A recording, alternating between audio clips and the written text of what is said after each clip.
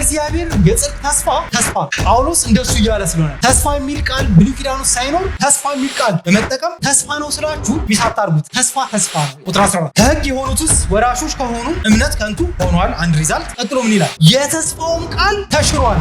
ፕሮሚስ አብሮጌትድ ይሆናል፣ ይወገዳል፣ ይሞታል፣ ሙሉ ለሙሉ ጥቅም የለሽ ይሆናል፣ ነሊፋይድ ይሆናል፣ ስፍራ ያጣል በማለት ይናገራል። ምን እያለ ነው ጳውሎስ? ተመሳሳይ ሙግት በገላትያ የሚያቀርብበትን መንገድ ማየት ይጠቅማል። የተስፋው ቃል ለአብርሃም ከተሰጠ በኋላ ይልና ሕግ ተሰጠ ይላል። በሕግና በአብርሃም ተስፋ መካከል የ430 ዓመት ጋር አለ ይላል። 430 ዓመት በኋላ የመጣው ሕግ ቀድሞ የተሰጠውን ኪዳን ወይም ደግሞ ቀድሞ የተሰጠውን ተስፋ አይሽረውም ይላል። በዚህ ምንባብ ደግሞ ምን ይላል? በሕግ ከሆነ የተስፋው ቃል ይሻራል ይላል። በአጭር ቃል ቀለል ባለ መንገድ ጳውሎስ እያለ ያለው የተስፋው ቃል በተሰጠበት ጊዜ ለተስፋው ቃል ተፈጻሚነት የቀረበ ቅድመ ሁኔታ የለም። ያለምንም ቅድመ ሁኔታ እግዚአብሔር አደርገዋለሁ ያለው ቅድመ ሁኔታ በማድረግ ሕግን ቢጨምር የተስፋው ቃል ተስፋ መሆኑ ይቀር። ዘፍጥረት ምዕራፍ 15 እና 17 የእግዚአብሔር የሰጠው የተስፋ ቃል ያለ ቅድመ ሁኔታ የሆነ መሆኑ ሕግን በመጨመር ለተስፋው ቃል ቅድመ ሁኔታ ቢያስቀምጥ እግዚአብሔርን ምን አይነት ችግር ውስጥ የሚከተል እንዴት እግዚአብሔር ችግር ውስጥ ይገባል ትላለህ ትሉኝ ይሆናል። ችግር ውስጥ የሚገባው አይዘው ወይ በትክክል ምን አይነት ችግር ነው የሚገጥም? እግዚአብሔር የማይታመን አንፌስፉል ቃላቱን ሐሳቡን የሚቀያየር ይሆናል። እሱ ብቻ ደግሞ አይደለም የወደፊቱን አስቀድሞ ማየት የማይችል እግዚአብሔር ይሆናል። ስለዚህ የተስፋው ቃል